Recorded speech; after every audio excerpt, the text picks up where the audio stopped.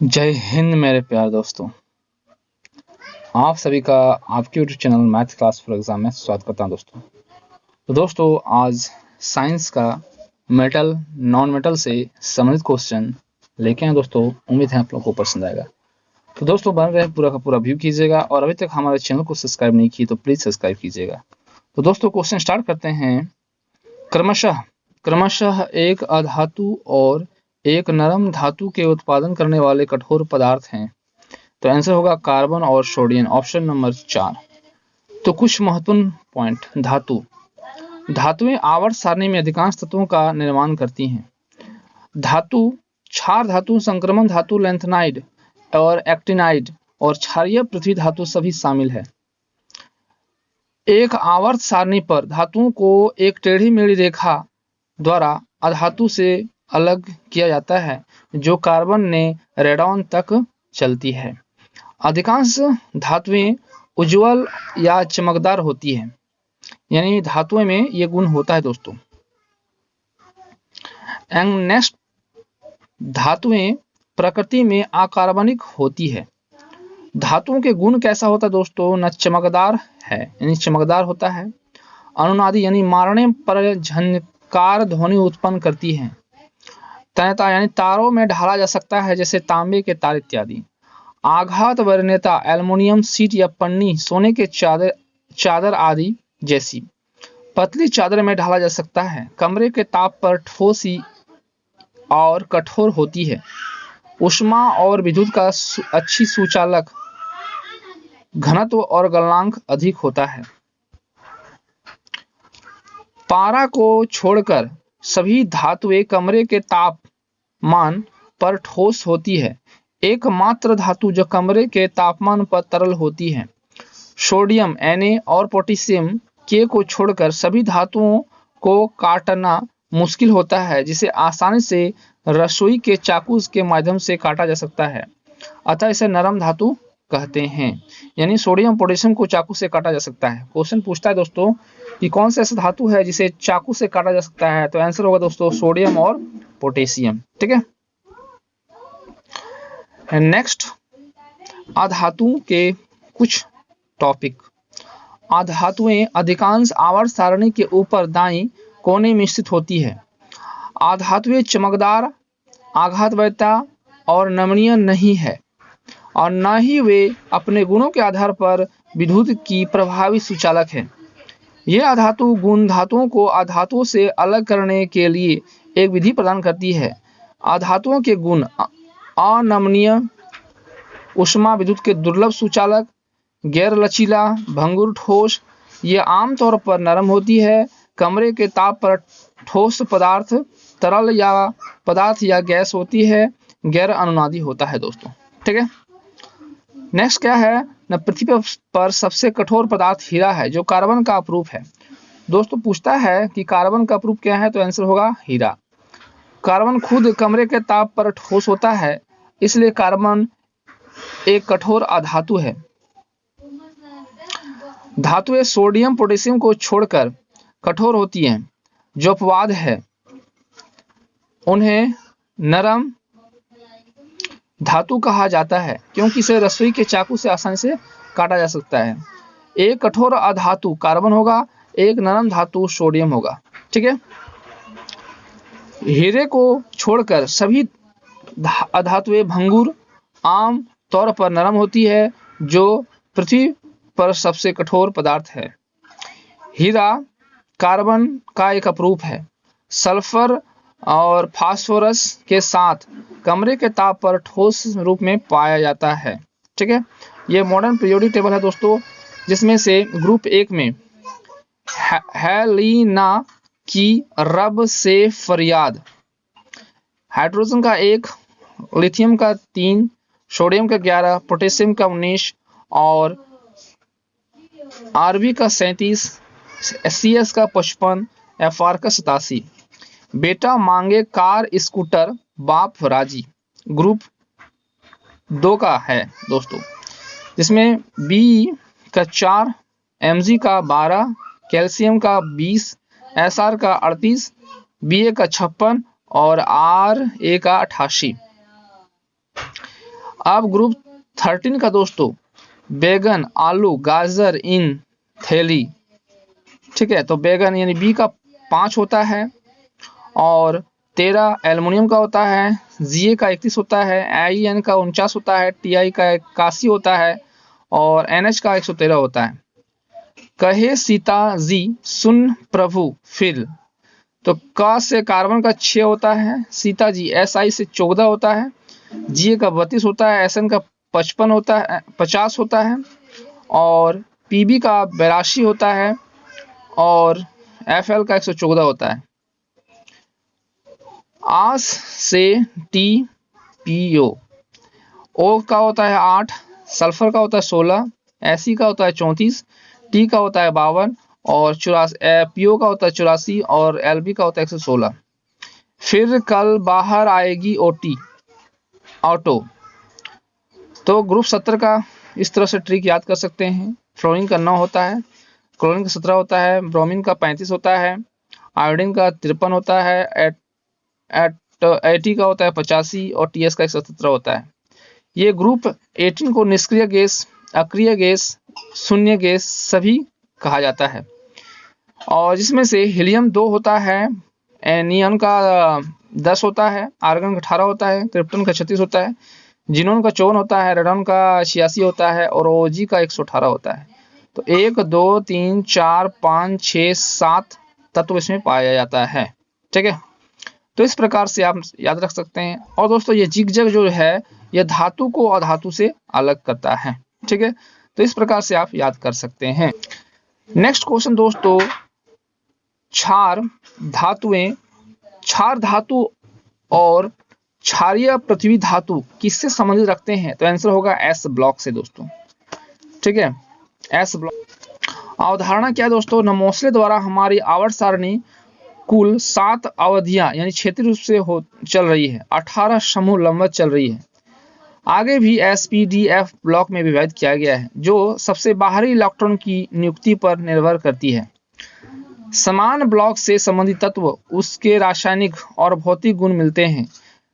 S block तत्व में 1 2 के समूह निहित है। P ब्लॉक जो है 13 से 18 है, और D और F ब्लॉक 3 से 12 तक के मध्य स्थित होता है।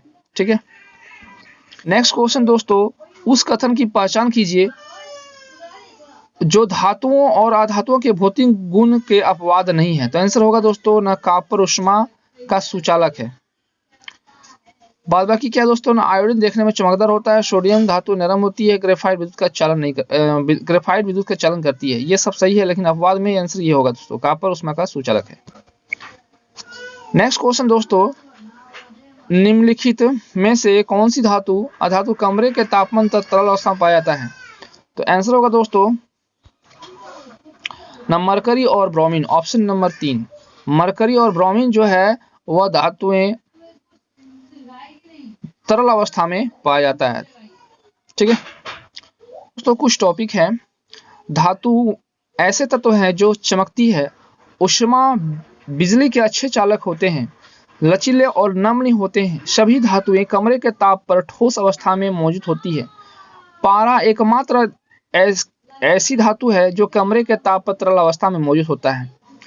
पारा के रासायनिक सूत्र क्या होता है दोस्तों? ना रासायनिक प्रतीक Hg होता है, और इसकी परमाणु संख्या 80 होती है। यह कमरे के ताप पर एक चमकदार चांदी की तरल धातु है। तापमान में परिवर्तन के साथ अनुपातिक विस्तार या संपीड़न के कारण पारा थर्मामीटर में उपयोगी किया जाता है। इसका उपयोग फ्लोरोसेंट लैंप, बैटरी और पैरोमीटर में भी माप किया जाता है। जीवित प्राणियों के लिए पारा का सेवन विषाक्त होता है। मिनी माता रोग पारा के नशे से संबंधित है।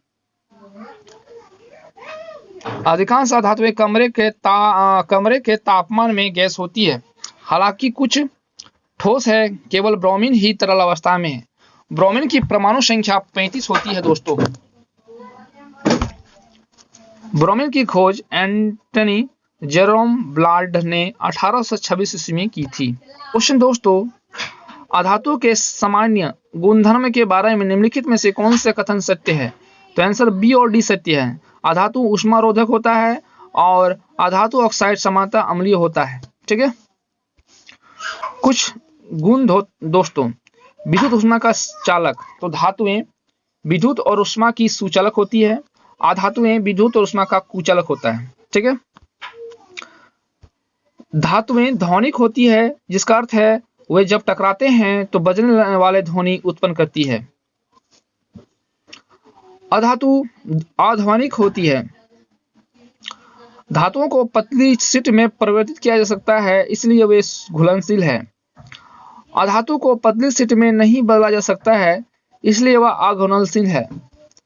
तन्यता धातुओं को पतली तारों में खींचा जा सकता है, यानी पतला तार बना सकते हैं धातु से। अधातुओं को पतली तार में नहीं खींचा जा सकता है, इसलिए वह गैर तन्य होता है। धातुओं का गलनांक और क्वथनांक उच्च होता है, यानी उसको गला सकते हैं, और क्वथनांक भी उच्च होता है, यानी उच्च तापमान पर उबलता है दोस्तों। सामान्यतः कमरे के ताप पर ही ठोस रहते हैं। अधातुएं गलनांक और क्वथनांक कम होते हैं, वे कमरे के तापमान में ठोस या द्रव्य गैस में हो सकते हैं। धातुओं के ऑक्साइड क्षारीय होते हैं, जबकि अधातुएं ऑक्साइड अम्लीय होती है।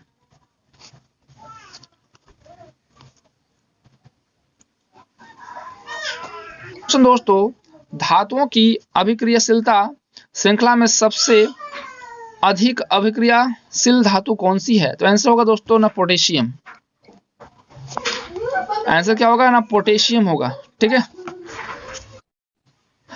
नेक्स्ट क्वेश्चन दोस्तों, धातुएं किसी अन्य धातु से टकराने पर बजने लगती है और ध्वनि उत्पन्न करती है, क्योंकि वे डैश ध्वनिक होती है, ठीक है।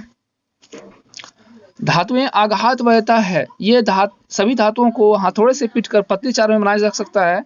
सोना, चांदी, एल्युमिनियम इत्यादि है। धातुएं ध्वनिक होती है, किसी वस्तु से टकराते ही ध्वनि उत्पन्न करती है। धातुएं तन्य होती हैं। धातुओं को पतले तारों में खींचा जा सकता है, लेकिन सभी धातुएं समान रूप से तन्य नहीं होती हैं। कुछ धातुएं अन्य की तुलना से अधिक तन्य होती है। सोना, चांदी, तांबा इत्यादि होता है। धातुएं द्युतिमय चमकीला होता है और इसे पॉलिश किया जा सकता है। नेक्स्ट क्वेश्चन दोस्तों, यदि आप डैश धातु को अपनी हथौड़े से पर रखते हैं तो वह धातु पिघल जाता है। तो आंसर होगा दोस्तों ना गैलियम, ठीक है। गैलियम तत्व एक अप्रत्याशितशील धातु है। यह नरम चांदी सफेद धातु है जो कमरे के तापमान पर ठोस होता है, लेकिन यह समुच आपके हाथ की हथौड़ी में पिघल सकती है।